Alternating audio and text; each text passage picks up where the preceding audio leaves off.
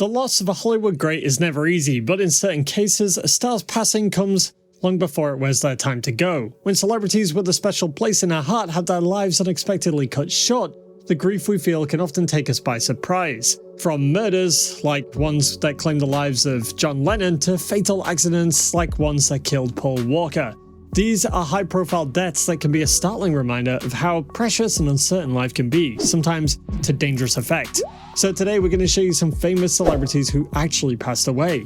But before we get on with it, don't forget to like and subscribe and turn on post notifications for the channel. Ryan Dunn. He was known as one of the gutsiest members of the Jackass crew who would jump at the chance to take some of the most extreme stunts. After so many death-defying tricks, maybe he thought he was invincible. But early on June 20th, 2011, he proved that he wasn't when he crashed his Porsche 911 into a tree in Pennsylvania, killing himself and his passenger. If the Twitter pictures he posted earlier that night weren't evidence enough, toxicology reports later confirmed that Dunn's blood alcohol level was twice the legal limit, and his speed at the time of the collision was between 132 to 140 miles per hour. His friends and fans mourned the fallen stuntman as their random hero. Paul Walker.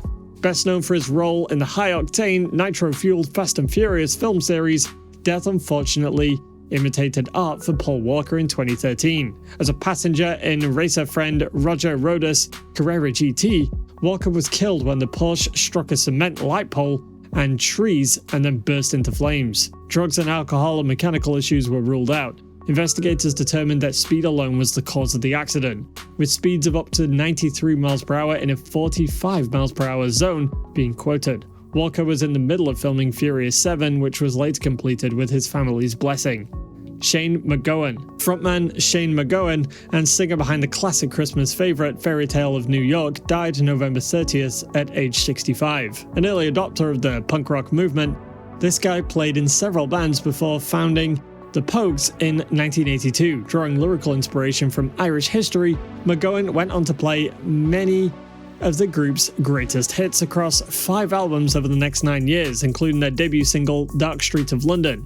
And he also co-wrote his 1988 duet with Kirsty MacColl, Fairy Tale of New York, which remains one of the most beloved holiday songs. He was temporarily kicked out of the band in 1991, but reunited a decade later when they embarked on a sold-out tour in 2001. Although its members did not release any new music together, the group did remain active until 2014. Angus Cloud. The Euphoria actor died in July 2023, aged 25. Cloud's passing came 1 week after he buried his father. It is with the heaviest heart that we have to say goodbye to an incredible human today. As an artist, a friend, a brother, and a son, Angus was special to all of us in so many ways. The actor's family said in a statement at the time, he buried his father and intensely struggled with this loss. The only comfort we have is knowing Angus is now reunited with his dad, who was also his best friend. Cliff Burton. As the bassist for the hottest band in thrash metal, Cliff Burton's death in 1986 could have also meant the death of Metallica. While touring in Sweden for their Master of Puppets album, the band was unhappy with their sleeping arrangements, so Burke and guitarist Kirk Hammett played cards to see who'd get the prime bunk. Burton won and was asleep there when the bus went off the road, flipped, and threw Cliff Burton from the vehicle, pinning him under it. While singer James Hetfield originally accused the driver of being drunk, he was found to be not at fault for the crash, claiming he'd skidded on black ice. Mars Williams. Mars Williams, saxophonist for the Psychedelic Furs and the Waitresses, died November 20th at 68 following a battle with cancer. Born in Elmhurst, William grew up listening to jazz music from a young age and played classical clarinet for a decade before taking up the saxophone in high school. In the 80s, he joined the new wave band The Waitresses, appearing on both of the band's albums, Wasn't Tomorrow Wonderful and Bruiseology. When The Waitresses broke up in 83, Williams was tapped by the Psychedelic Furs to join them on tour before becoming a permanent member at the post-punk band.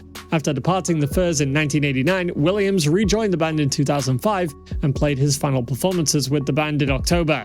In addition to The Waitresses and the Furs, Williams was a founding member of the acid jazz group Liquid Soul and a member of the free jazz group NRG Ensemble. George S. Patton.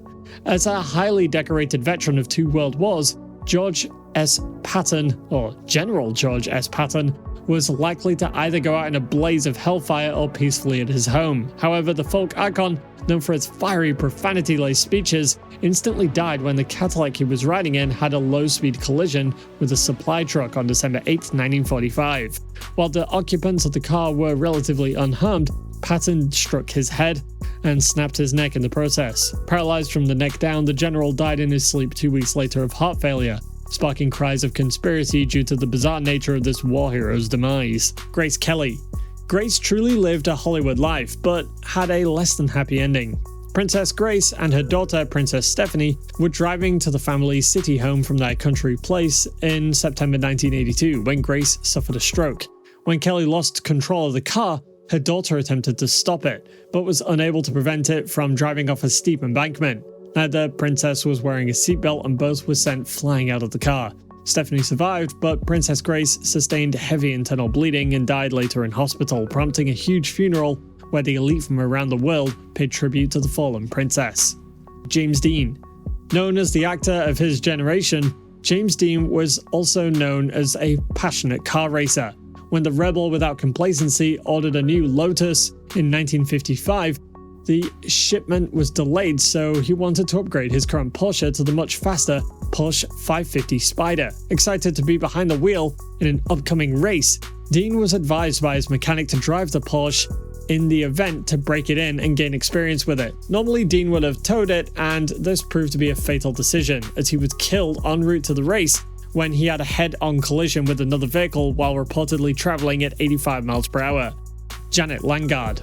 Janet Langard, who starred in The Summer and The Donna Reed Show, died November 6th at 75 following brain cancer diagnosis.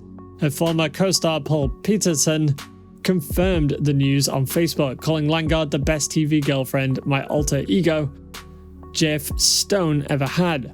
Born December 2nd, 1947, Langard made her screen debut in '63 on The Donna Reed Show, playing a girl named Sabrina in a single 5th season episode. She would later return as Jeff's girlfriend, Karen, becoming the series regular from '63 to '65. She then went to star opposite Burt Lancaster in The Swimmer, the Academy Award-nominated husband and wife duo Frank and Eleanor Perry. Her other screen credits include Land Raiders, The Daily Dream, and Moonchild.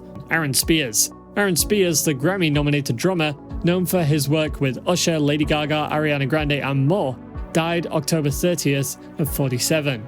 A Washington, D.C. native, Spears began playing drums at a very young age and went on to earn a Grammy nomination as a producer on Usher's album Confessions in 2004.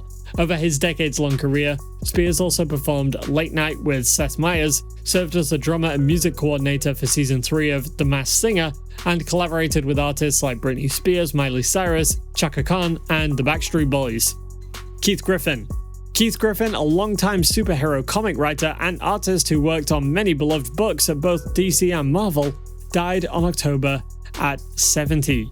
His family and friends confirmed the news on Facebook and shared a final joke from the man himself. "I told them I was sick, anything not to go to New York Comic Con." Griffin co-created many memorable characters, including Rocket Raccoon and the Jamie Rees incarnation of Blue Beetle, who've gone on to star in big-budget movies. His other acclaimed comics include Legion of Superheroes, Justice League International, 52, and Annihilation. Lady Diana Spencer. Riddled with controversy and a change in royal protocol, few single deaths in the 90s had as much impact as that of Lady Di. While the accident caused Diana's death to be a mystery initially, it was originally blamed on a relentless swarm of paparazzi that were pursuing her through the streets of Paris in August 1997. Investigators did, however, later determine it was the drunkenness of her driver, Henry Paul, which resulted in the crash of the Mercedes she and partner Dottie Fade were in. Although both Paul and Fade were killed in the crash, Diana did initially survive the impact, but later died soon after from shock, cardiac arrest, and internal injuries, prompting a huge outpouring of grief from across the globe. That's a wrap, guys. Let us know down below which of these celebrity deaths made you sad. And don't forget to leave a like, subscribe, and turn on post notifications so you don't miss out on all the content coming your way.